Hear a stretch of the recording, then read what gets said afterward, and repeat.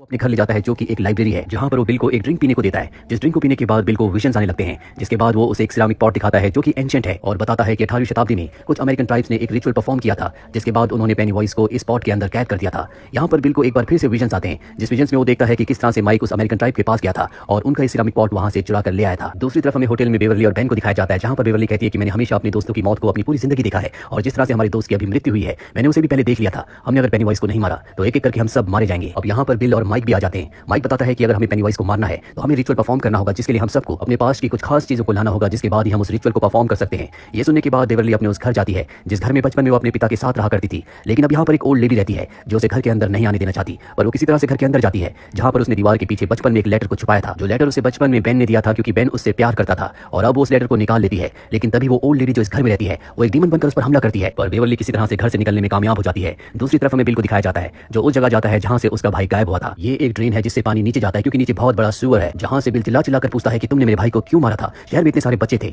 और तभी अंदर से पेनीवाइज की आवाज आती है। वो बिल से कहता है कि मैं तुम्हें मारना चाहता था, लेकिन जब मैं तुम्हें नहीं पकड़ पाया तो मैंने तुम्हारे भाई को पकड़ लिया। जिसके बाद उसे अपना भाई वहां पर दिखता है, जिसके हाथ में कागज की वही छोटी सी नाव होती है जो बचपन में बिल ने उसे बना कर दी थी। और जब वो अपना हाथ आगे बढ़ाता है तभी सुअर के अंदर से बहुत सारे हाथ आते हैं जो बिल का हाथ पकड़ लेते हैं, लेकिन किसी तरह से वो अपने छोटे भाई के हाथ से उस कागज की नाव को ले लेता है। और अब उसके पास उसकी पास्ट की, उसकी अतीत की एक चीज है। अब सारे के सारे लूजर्स क्लब के दोस्त एक बार फिर से मिलते हैं और इन सब के पास एक एक चीज है जो इनके अतीत से, पास्ट से जुड़ी हुई है। ये उन चीजों को लेकर उसी घर पर पहुंच जाते हैं जिसके अंदर वो कुआं है जहां पर बचपन में इन्होंने पेनीवाइज का सामना किया था। अब जब घर के अंदर जाते हैं तो पेनीवाइज इन सब पर हमला कर देता है, पर किसी तरह से कुएं के अंदर पहुंच जाते हैं जहां पर इन्हें खुफिया रास्ता दिखता है जो कि एक सुरंग होती है। ये सब सुरंग में आगे बढ़ते हैं और ये उस जगह पहुंच जाते हैं जहां पर एक बहुत बड़ा स्ट्रक्चर है। दरअसल ये वो जगह है जहां से पेनीवाइज हमारी दुनिया में आता है। ये उस स्ट्रक्चर के बीचों बीच जाकर उस सिरामिक पॉट को रख देते हैं, जिसके बाद ये उस सिरामिक पॉट में आग लगाते हैं और इनके पास जो भी इनकी अतीत से जुड़ी चीजें होती है उन सभी चीजों को इस सिरामिक पॉट के अंदर डाल देते हैं। जिसके बाद ये एक दूसरे का हाथ पकड़ लेते हैं और सभी की लाइन बोलते हैं, टर्न लाइट्स इनटू डार्क। और तभी हमें ऊपर 3 लाइट्स दिखती है और यही पेनीवाइज की असली फॉर्म है, यानी कि ये उसका असली रूप है। वो तीनों लाइट्स नीचे आती हैं और उस सिरामिक पॉट के अंदर चली जाती है, यानी कि पेनीवाइज सिरामिक पॉट के अंदर चला गया है। माइक उसे बंद करने की कोशिश करता है, लेकिन तभी उसके अंदर से एक बलून निकलता है जो धीरे धीरे बड़ा होता ही चला जाता है और बहुत बड़ा होने के बाद वो फट जाता है। जिसके बाद इनके सामने पेनीवाइज आता है। वो कहता है कि शायद माइक ने तुम्हें इस रिचुअल के बारे में नहीं बताया, जो भी इस रिचुअल को परफॉर्म करता है